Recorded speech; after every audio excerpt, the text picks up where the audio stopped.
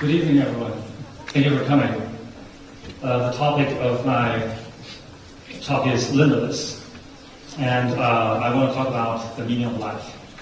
So let's jump right into it. So how many? I just want to get a rough sense of head count. How many of you think life has a meaning? Raise your hand. Let me see. Life has a meaning. Wow, good, awesome. So for those of you whose hands are not up, you think life doesn't have a meaning. I'm really surprised, pleasantly surprised, because meaning as we know it has been slipping through the fingertips like sand through the history of humans, right? So tonight I want to invite you to go on 2 journeys through time, and let's rediscover the meaning of life. And the first journey starts with archaeology. And at the very beginning, there are 3 nemesis of meaning. And anyone recognize this? Anyone? Varlar Morghulis. You know what that is? No? Did anyone watch Game of Thrones? All men must die. Okay. So the first nemesis of meaning obviously is death. So the question is, how does death remove meaning from life? Well, for one, if someone dies, if we die, eventually we'll be forgotten, right? Do you know who's the richest man on earth right now? You know, maybe Bill Gates or maybe Elon Musk, right? Do you think we all think they're great people? But let me ask you this question: do you know who's the richest person on earth 100 years ago? See, the wealth doesn't get you anywhere, right? So death certainly removes that, because eventually we'll all be forgotten. And what else? When we talk about what's the point, no matter how much we struggle, no matter how much we suffer, it seems that we all want a happy ending, right? How many happy endings are there in this world? How many? Barely any, right? So death certainly removes meaning of life, because by the end of it, we're all going to die. No matter how rich you are, no matter how powerful you are, even if you're a president, or lives in ghetto, who lives on allowance or welfare, it doesn't matter, right? Death removes all of that. And what's the second nemesis of meaning? I think we can get the gist of this picture, right? The theory of what? Evolution, right? The theory of evolution. And why do you think this is, I wouldn't say feared, but rejected by a lot of people, right? Why does evolution remove meaning? If we think, right, a certain deity created us all, it's easy to think we're as special children, right? We are ordained, we are preordained, a holy mission for our lives. And 200 years ago, Sir Charles Darwin found out we are just one but a million species on this planet. We're not special, not by a long shot. So evolution doesn't even have a direction. It just randomly happens. And if that is true, we're screwed. How can anything random have meaning? When you go on a trip with your friends, you say, oh, we're just randomly walking in the city. You don't have a goal, do you? So it seems that evolution, which is completely random, puts us in a spot where meaning is removed from life. The third nemesis, we're thinking, oh, maybe when science progresses, maybe we're saved. So did science really save us? 100 years ago, when science dawned on us all, what did we learn? What did we learn about? What does cosmology tell us?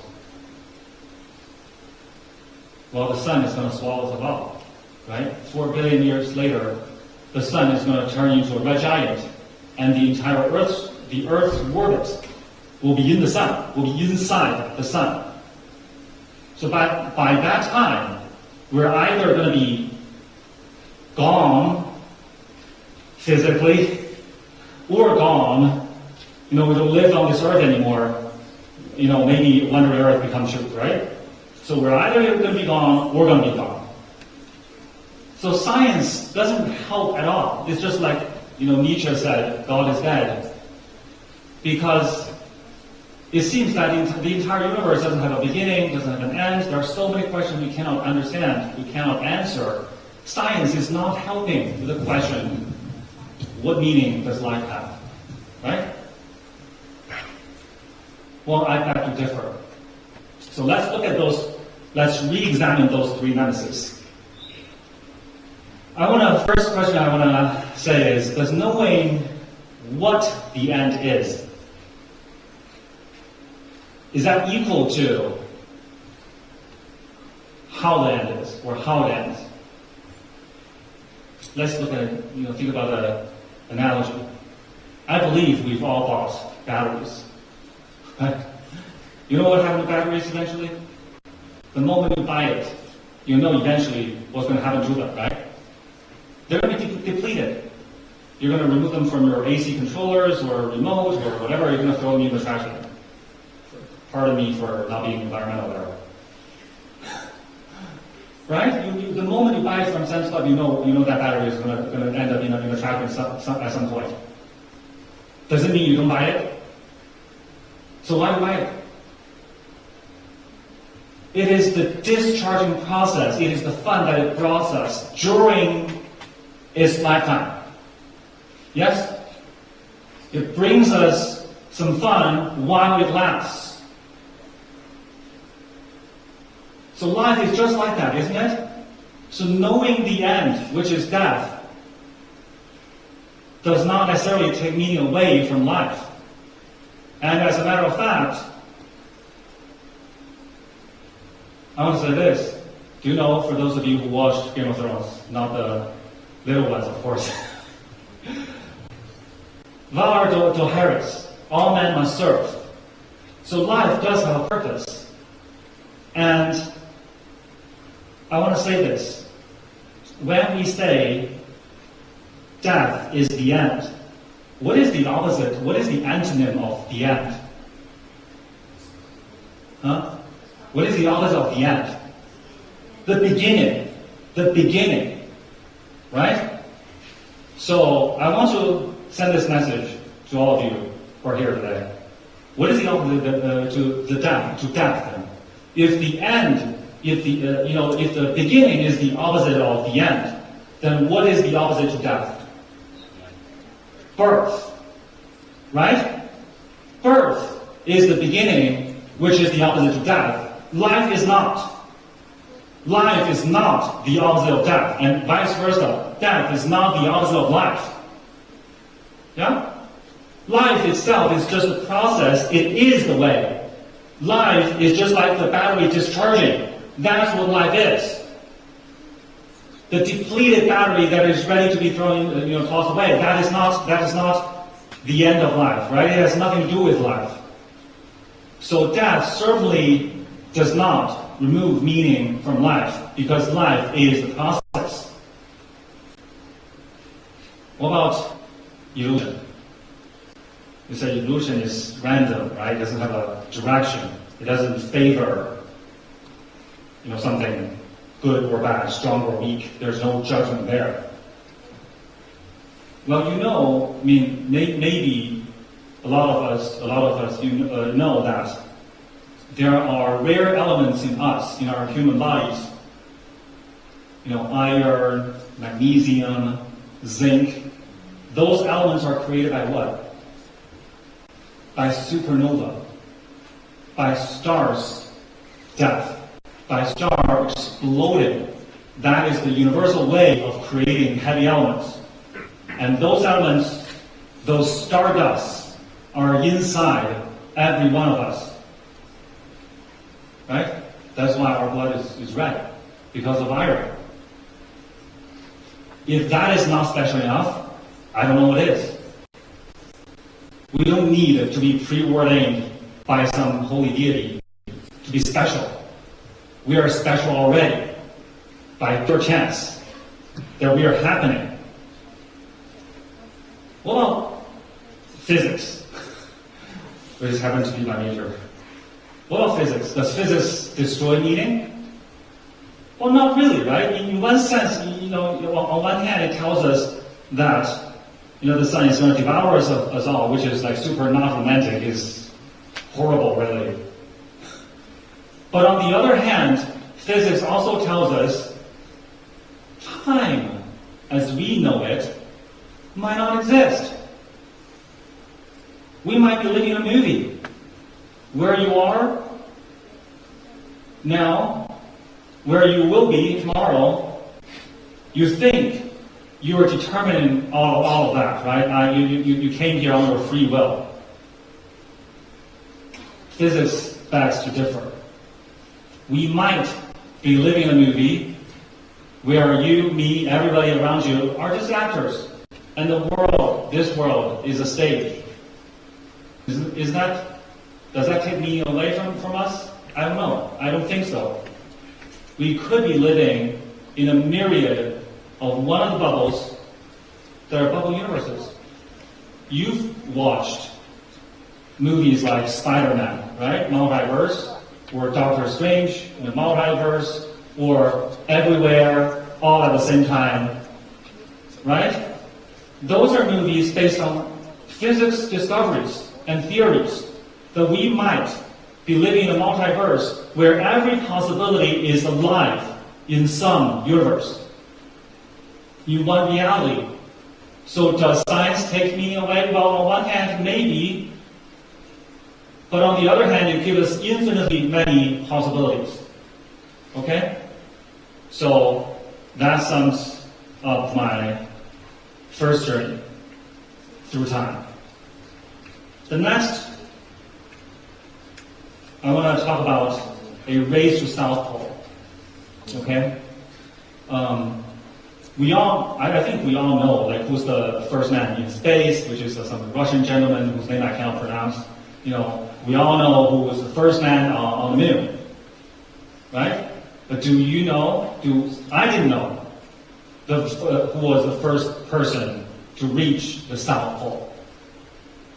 This actually happened 100 years ago between two gentlemen, one Norwegian and one British, Amundsen and Scott. So they competed against each other to be the first man to reach the South Pole. And here are some, they're here. Okay, on the left, the Norwegian team, they wore animal fur. It's light, it's very insulating, because they learned from the Inuit, the North Pole, polar, Eskimos. The bottom, the Norwegian, you can see the flag there, they used Alaskan dogs to pull their sled. So they learned from Eskimos, the Inuits, and they are well prepared, right? They use their North Pole experience to guide their competition. The British team, led by gentleman Scott, they wore jackets and sweaters, which are heavier and also less insulating when it gets wet. Right? When you're sweating, you know how horrible and how terrible that is, right? Some wet clothes on your body. And down here, they use ponies. Actually, not ponies, donkeys. They use donkeys as their transfer animal. Okay? Can you guess the result? The thing is, if the story just ends there, sure, someone brought donkeys to South Pole, that sounds ridiculous. But it would be a cliche, right? It's about win or lose, about glory or oblivion, it's about life and death. The thing is, here are two moments that I want you to step into actually Mr. Scott's shoes and imagine you were Mr. Scott who lost the race, right?